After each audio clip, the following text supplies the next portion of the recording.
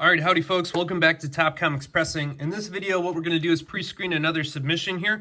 So we've got 36 books, and we'll see which of them I think are worth pressing and helping out and maybe doing some stain removal and which ones are not. So the first thing we have here is a Marvel Special Edition with the Master of Kung Fu. And what I noticed when opening this book was something incredibly special, and that is it's a double cover. So check that out. We've got one cover and two covers, and one cover and two covers. And so this is an incredibly rare printing defect where you get two covers were slid and stapled to the same book. And so that makes it a very prized book for a lot of collectors that are really into these double covers. Now, CGC, my understanding is they will grade both covers and put one in the grader's notes, but they give the overall grade of the comic book based on the innermost cover, which personally I think is a little bit weird because it's the outermost cover that you see, but whatever, I don't make the rules. So because of that, this one I would say is for sure worth sending to CGC, and it's going to be prized by somebody after it gets done. What you will notice is that there's some pretty intense finger bends here right across the logo on the front cover, and unfortunately those do penetrate here to the inner book, and so we're going to have to address that. The other thing that's going to be really disappointing for this book is if you look at the corner here, as well as that inner corner, you can see that there's foxing, and if we roll the book over, there's going to be a good amount of foxing on the back cover. So there's a big patch there, there's a big patch up here, and unfortunately that penetrates both the back cover as well as the inner cover. And so I'll have to consult with the owner and see if they want me to address that foxing or not. But this one is a really cool book to have and to hold just because of this double cover bit, which is pretty rare. And as you can see, the interior here is a little bit off-white, but not too bad. And so I think that this one is going to be a nice book. I would definitely put that in the work on and slab pile. Foxing tends to clean up quite nice, although this particular era of paper is a little bit more problematic than some others. So moving forward here to the Micronauts that came from inner space. So this is the first appearance, I think, of the new Captain Universe or Captain Universe. And this one I'm going to put in the maybe but probably not category because I think while there is dirt right along here, there is going to be foxing right underneath that. And that would be touch-upable, but it is pokey and it might not be worth it in this particular client. You can see that there's a good amount of dry cleaning that needs to happen around the border and the perimeter here. But again, if I look right in here, I believe underneath all of that dirt, there's kind of that brown orangish tinge, and that's going to be foxing that I'm going to uncover after I do a dry cleaning here. Even if I did clean that up, this book's not going to be a 9/8. So we can see that there's some serious corner damage up there through the black. There is a couple of really fine spine ticks, nothing too dramatic. Overall, it would be a very sharp copy if it weren't for that foxing, but I would put that one in the most likely to decline bucket. Here we have Iron Man, Invincible Iron Man number 7. So this is one of the key issues for Riri Williams. This one is definitely on the hot list for most Marvel specs, especially because Riri Williams is now in the MCU, being part of the Ironheart series and showing up in Black Panther number 2. And so I would definitely put that one in the slab category. This one I think is going to come in at a 9/6. There are some spine ticks. Hopefully if they're on white here, I'll be able to press them out.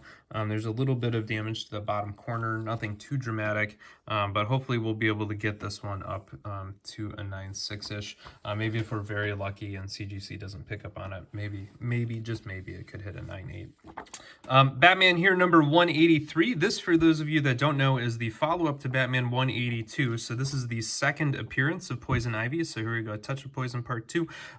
Very key issue for those of you that are early Poison Ivy fans and Silver Age Batman fans. This one I think I might put in the probably not worth slabbing category. Overall, it is a very nice issue, so no major creases.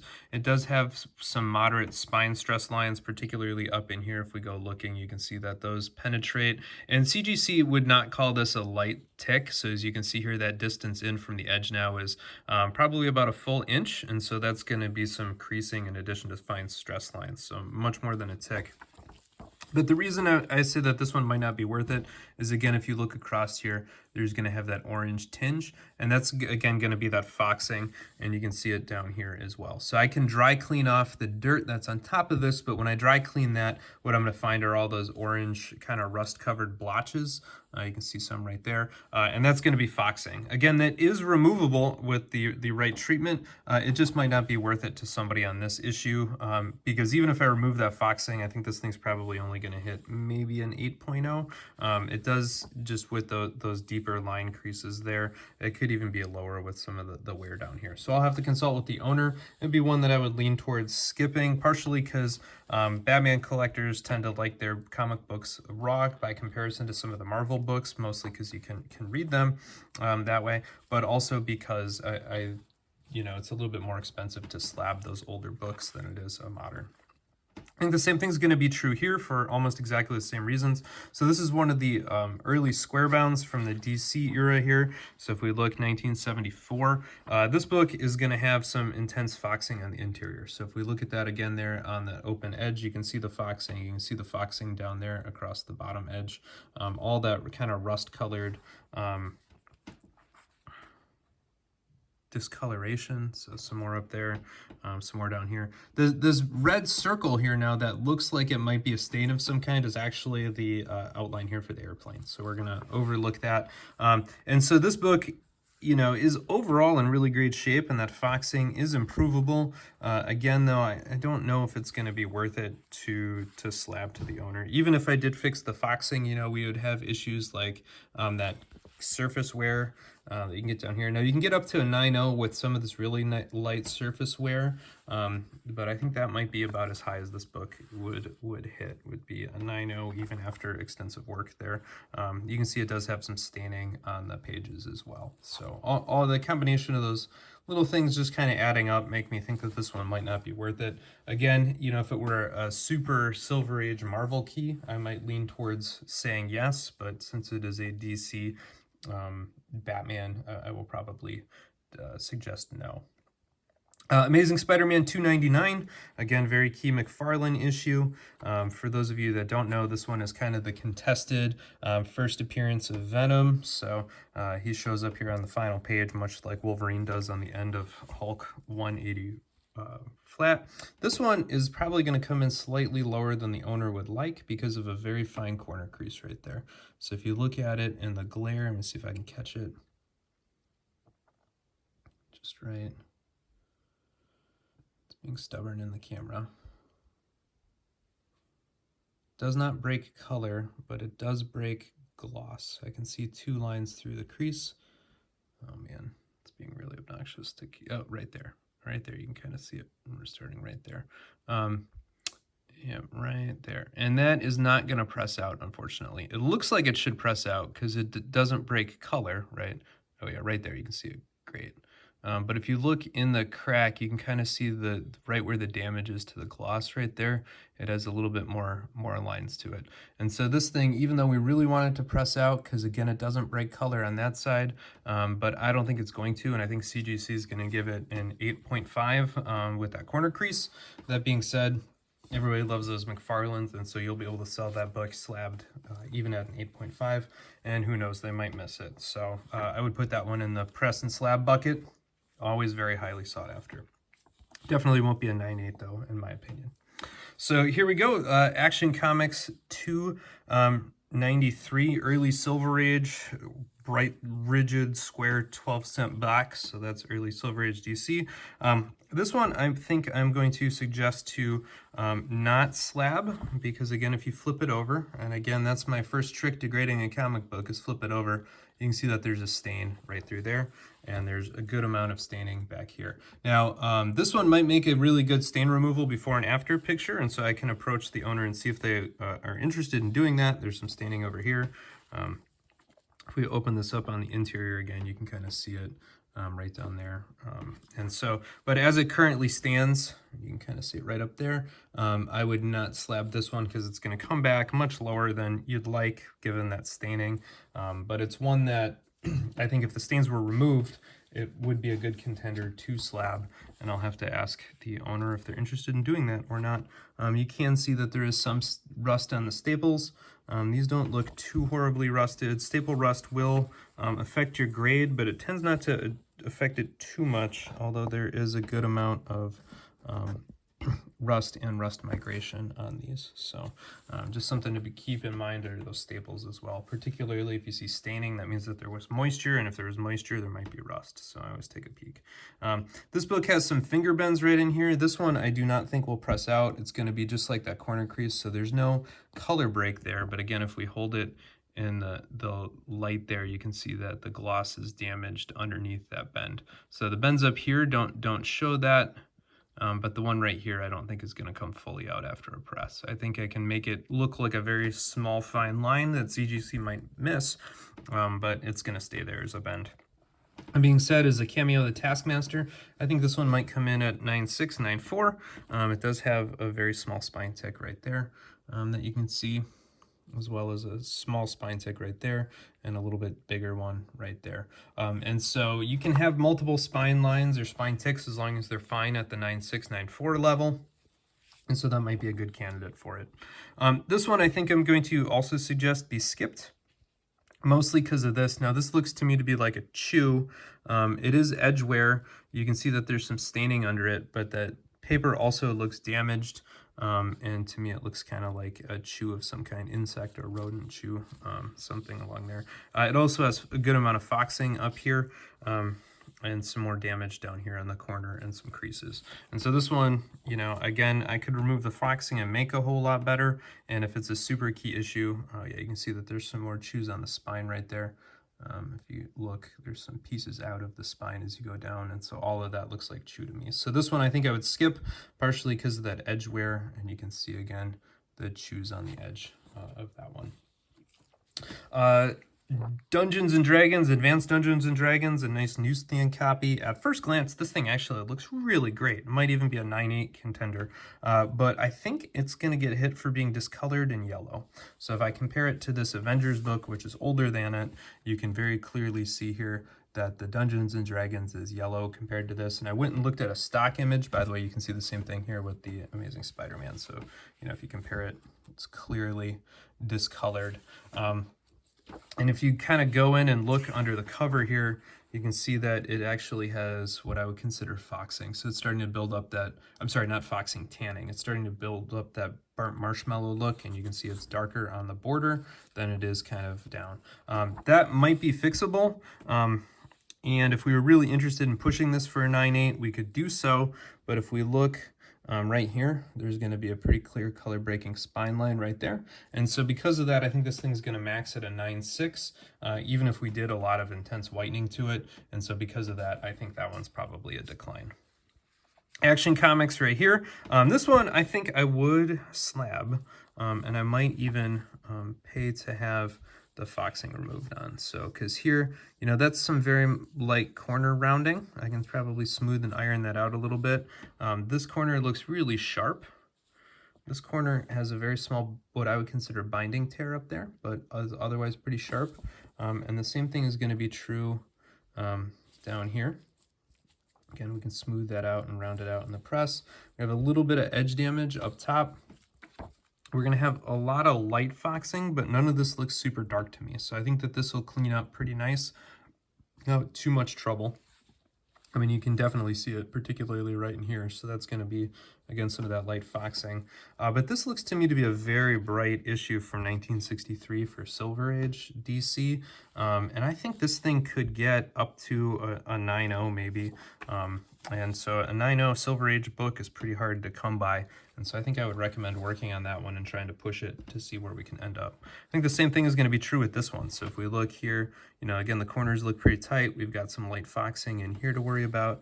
Again, maybe a very little bit of light edge wear, some staple rust. So that's going to be a little bit disappointing on that one. Some more staple rust there. But overall, you know, I think this book is going to score, you know, in the 8.85 range.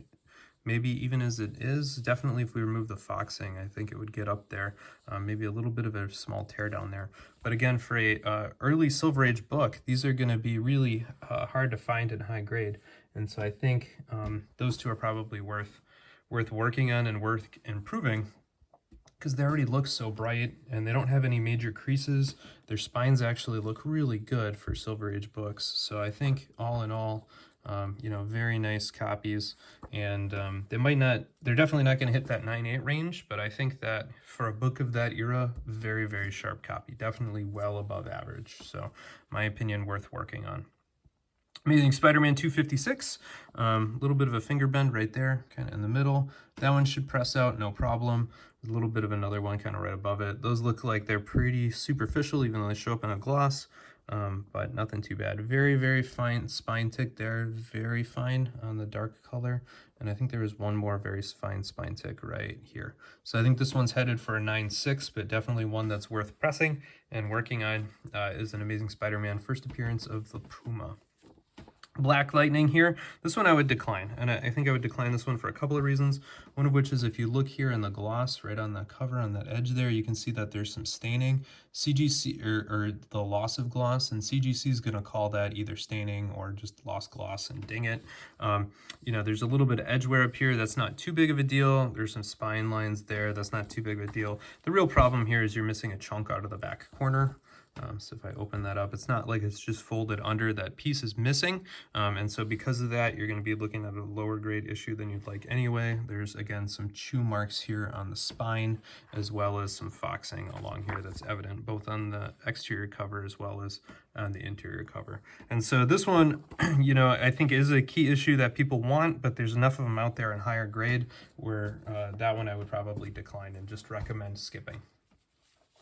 Darkhawk #1, all hail Darkhawk.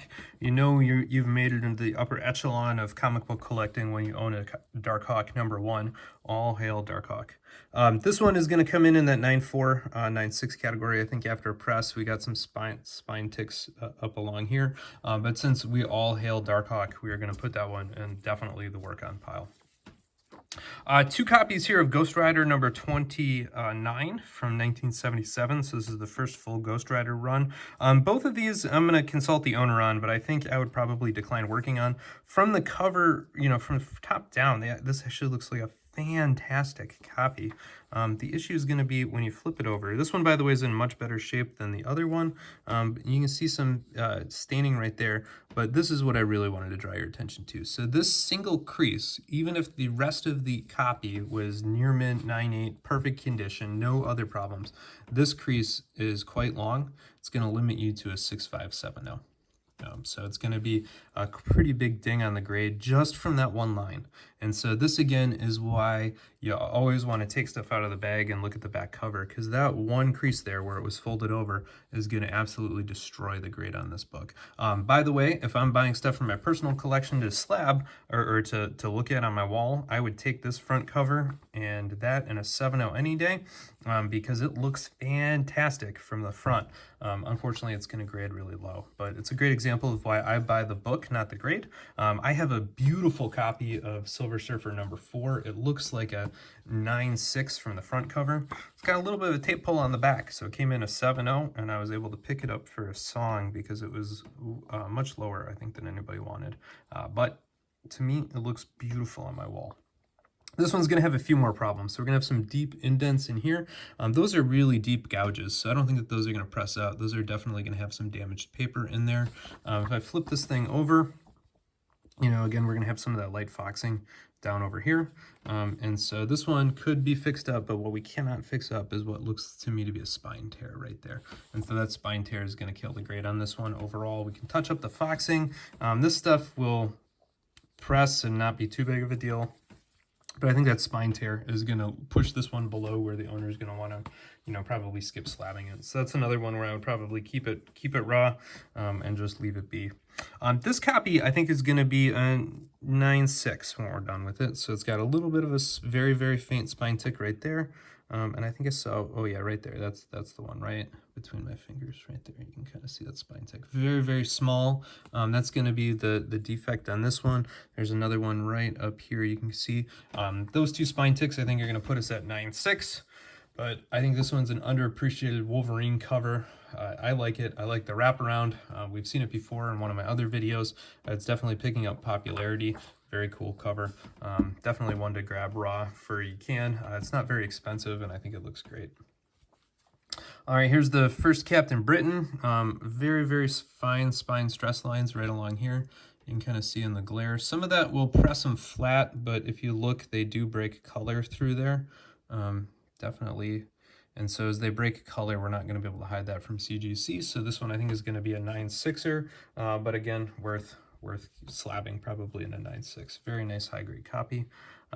This one has a little bit of a crease up there, and I'm going to hope after a press that I can hide that. It does look maybe like it's breaking the gloss.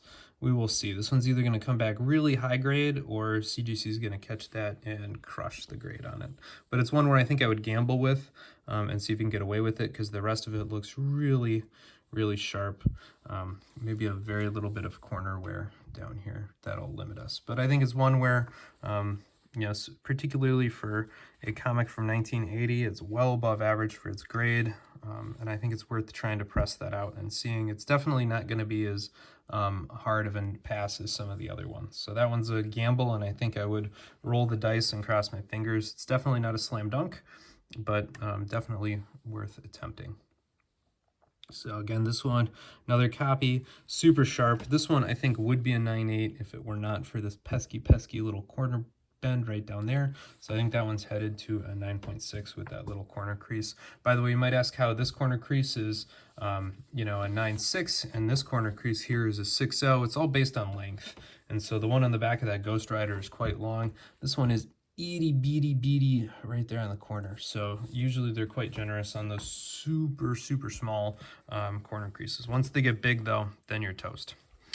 This issue has got a lot of finger bending, you can see in that glare. It's one of the curses of black covers, is they're going to show absolutely everything, and we've got a little bit of corner bending over here. So unfortunately, this one is going to be a corner crease, I think, and I'm pretty sure that is through the gloss and maybe a little bit of color. So you can see white through there. So we're not going to be able to hide that.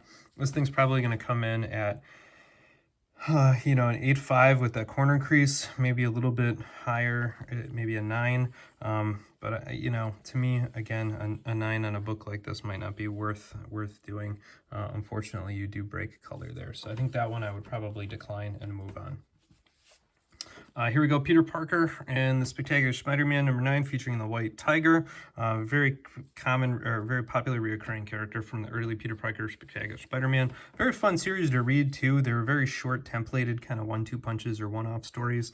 And after about the 10th one, you get the rhythm for them, and they kind of fly by. They're a lot of fun to read. All right, unfortunately, this one's going to be Dunzo. This is going to be a book where we only want it in really the highest grades, I think. And you can see that there's a corner stain right there. And that corner stain, if we look really carefully on the front, is going to carry on over. You can see it right there, kind of above the S in Spectacular all the way to the edge.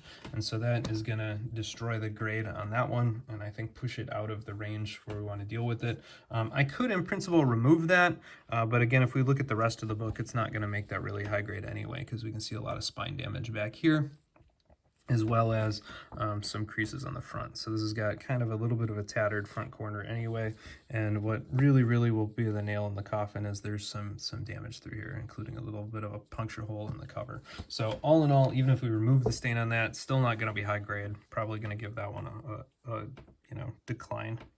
Here we go, Peter Parker and the Spectacular Spider-Man '98. So I believe this is the first appearance of the Spot, who's going to be a key character in one of the upcoming somethings with Miles Morales. Hopefully this corner crunch here will mostly press out. If not, hopefully that'll be in the 9.6 category again, like some of the other ones, because it is quite small there on the edge. So you can see it's just not even a full fingernail's worth. But the rest of this book looks immaculate, so I think we should give this one a press. Hopefully we'll get some of that corner wear out, and hopefully CGC will be generous with calling that a very small crease. This one is a gorgeous copy of Pinocchio. You know, I'm not much of a Whitman fan, but I opened this up to see what year this was, and I don't know if that's actually 1945, but that's the copyright on the indicia, and I don't see another one. And so, you know, if it's really a 1945 book, this thing is in immaculate condition. Even so, you know, a lot of the Whitmans are in a little bit rough shape, Right here, though, is going to be our pesky corner crease again, and this one is not going to press out. So again, we can see that it is damaged gloss there. What I'm looking for is kind of that matte line through the glare, and that's going to kind of tell you it's not going to press out. So you can see that there's like a little bit of a ridge in there, so that's damaged paper. So I think this thing's going to come in at an 8.5, but for a book of that era and looking as crisp as it is, I'm actually going to recommend the owner give that just a very slight whitening to kind of help remove some of the dinge from the edges and help make it pop. And then hopefully we'll aim for an 8.5 on that Pinocchio book. Suicide Squad here, I think is going to be, again, another one of these very cursed black covers, and they show every defect, including this white line right across the top there, and that white line right there is going to be probably an 8.0, 8.5, and on this book, I don't think that's going to be worth it, and so this one little line through there is gonna do that one in for us, and I would put that in the decline pile. Now, I don't know how this one snuck in here, but this is a Tales of Suspense 57, first appearance of Hawkeye, and it's mysteriously in the middle of this pile of mostly modern books. And overall, it's a pretty good copy. So it does have a little bit of a tear there, and it's got a little bit of creasing right here through Hawkeye's bow. It does have some edge creasing along here, and if you look, it is a very small amount of staple rust and tarnish. That being said, this is one of those really key Marvel issues for those of you that are into the Avengers. You can see it has very light foxing along there, but geez, this one should be for sure in our slab pile, and I think I'm going to recommend a little bit of bonus work on that one to make sure it gets in tippy-toppy shape.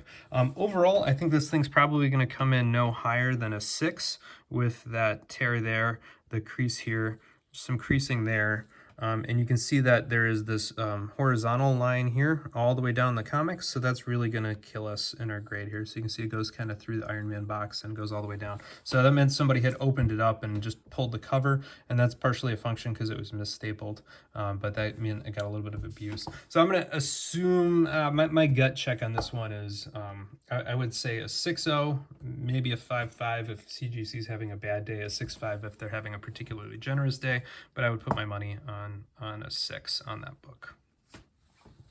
Okay, here's the preceding issue, Tales of Suspense, Iron Man number 56, and you can see here this one's got a little bit more problems. So we got a little bit of a staple tear down there, some creasing and edge wear around the corners there.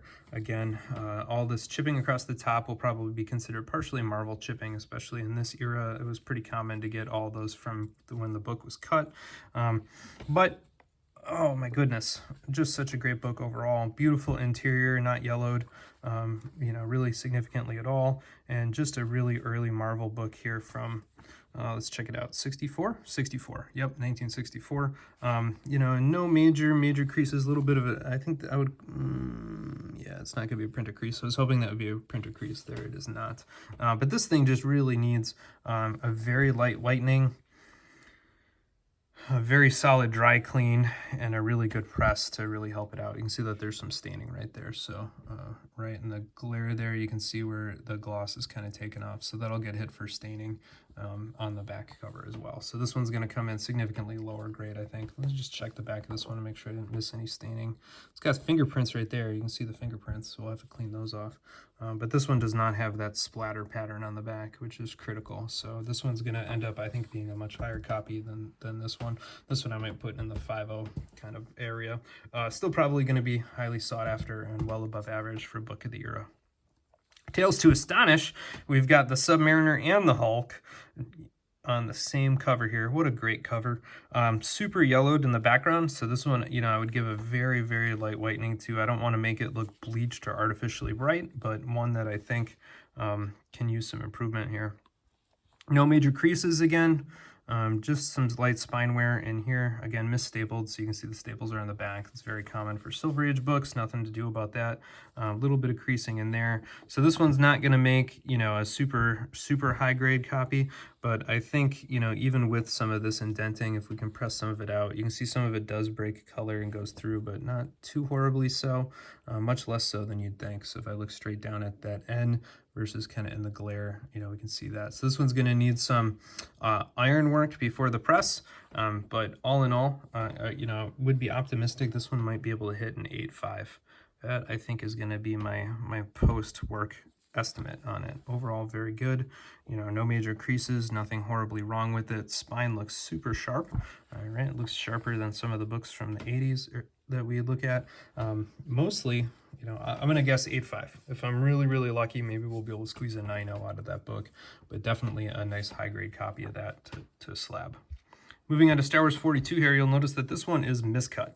So right up here, that 50 cents is almost chopped off. This book wasn't trimmed. You can see it even goes through the Comic Book Code Authority box. It was just miscut. So if we look at the bottom edge, you can see white here, and you can see the black border on the bottom here that was supposed to be chopped off.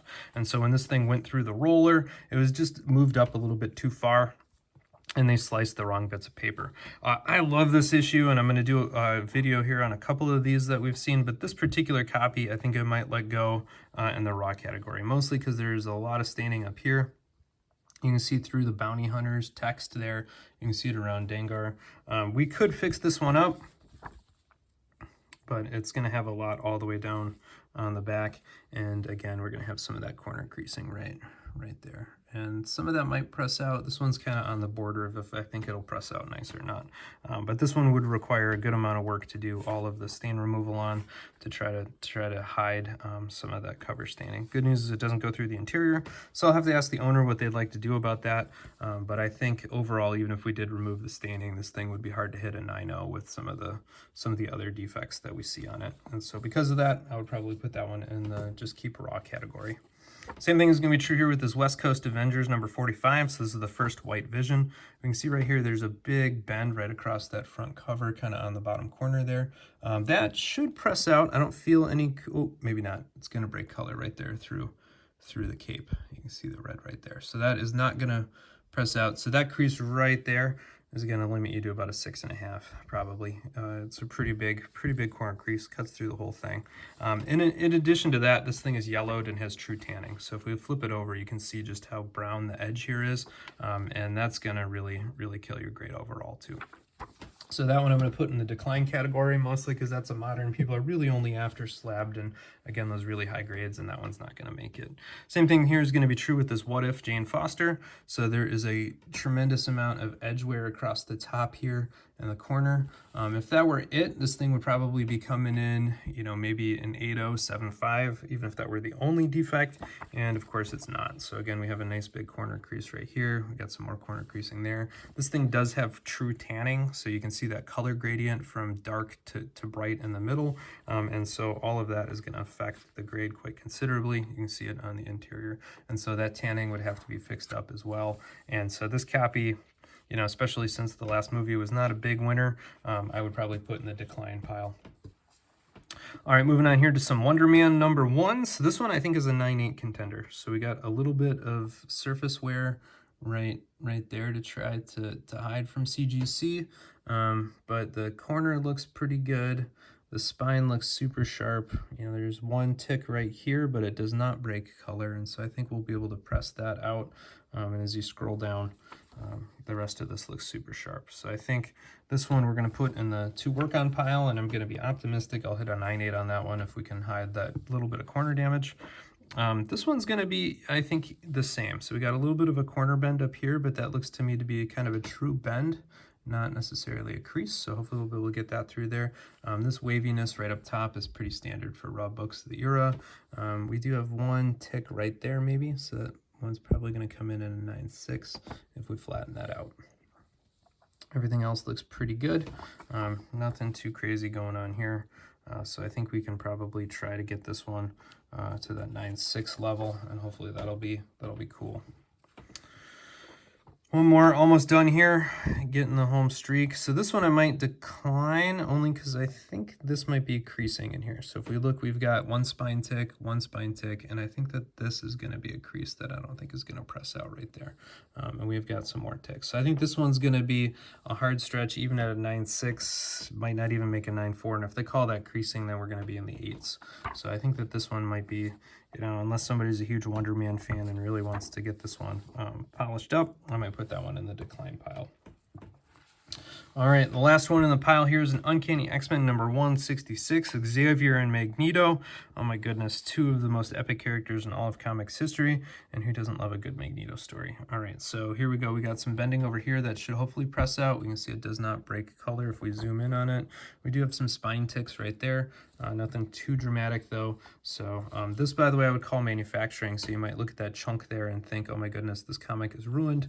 But I think if you open it up, you can see that there's damage all the way through the book. And that was probably when this was cut. That chip is still attached. I have seen people get 9/6s with that chip still attached like that. And so we're going to do our best to make sure that that stays attached. But that by itself would not be a big alarm. I know you might be tempted to think, oh my goodness, this comic is, you know, VF or something with that chip out. But nope, that's actually surprisingly fine.